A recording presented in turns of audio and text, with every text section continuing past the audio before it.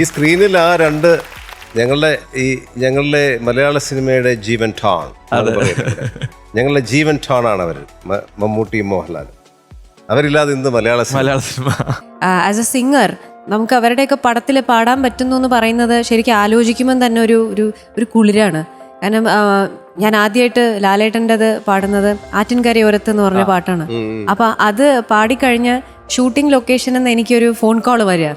സത്യൻ അന്തിക്കാട് അദ്ദേഹം പറഞ്ഞു, മോളെ ഒരു മിനിറ്റ്, ഞാൻ ഒരാൾക്ക് ഫോൺ കൊടുക്കാന്ന് പറഞ്ഞു. ഹലോ, ഞാൻ മോഹൻലാലാണ്. ഞാൻ ദൈവമേ എന്നെ ആരെങ്കിലും പറഞ്ഞ് പറ്റിക്കുകയാണോ എന്നൊക്കെ. അപ്പോൾ 2 മിനിറ്റ് എൻ്റെ ശബ്ദമില്ല. അപ്പോൾ പറയാം ഹലോ ഹലോ.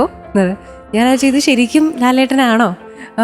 അതെ നന്നായിട്ടുണ്ട് കുട്ടി, ഇത് ഇപ്പോൾ ഷൂട്ട് ചെയ്യാൻ പോകുന്നു, ആ പാട്ട് നന്നായിട്ടുണ്ടെന്നൊക്കെ പറഞ്ഞു. അപ്പോൾ എനിക്ക് അതൊരു വലിയൊരു കോംപ്ലിമെൻ്റ് ആണ്, ഇന്ന് ഒരിക്കലും മറക്കാൻ പറ്റാത്തൊരു കോംപ്ലിമെൻ്റ് ആയിരുന്നു. അതേപോലെ കറുത്ത പക്ഷികൾ എന്ന് പറഞ്ഞ പടത്തിൽ മഴയിൽ രാത്രി മഴയിൽ ഈ പാട്ട് പാടിക്കഴിഞ്ഞതിന് ശേഷം മമ്മൂക്ക വിളിച്ചു. ഞാൻ ഇപ്പോഴും ഓർക്കുന്നു, ഒരു ഷോപ്പിംഗ് മാളിൽ ഞാൻ നിൽക്കുകയായിരുന്നു. അപ്പോൾ എനിക്കൊരു ഫോൺ കോൾ വന്നു. ഹലോ, മഞ്ജരിയാണോ? ഞാൻ അതെ, ആരാണ്? മമ്മൂട്ടിയാണ്. ഞാൻ വെച്ചു ദൈവമേ ഇതിപ്പോൾ ഞാനെന്താ പറഞ്ഞു, ഞാനിപ്പോൾ തിരിച്ചു വിളിക്കുക എന്ന് പറഞ്ഞാൽ ഫോൺ വെച്ചു. എന്നിട്ട് എനിക്ക് കൂടുതൽ പരിചയമുള്ളത് സത്യൻ അന്തിക്കാട്. അദ്ദേഹത്തിന് ഞാൻ വിളിച്ചു ചോദിച്ചു, സത്യൻ അങ്കിൾ ഈ മമ്മൂക്കയുടെ നമ്പർ ഇതാണോ എന്ന് ചോദിച്ചു. അപ്പോൾ പറഞ്ഞു എന്താ നമ്പർ എന്ന് വായിക്കും.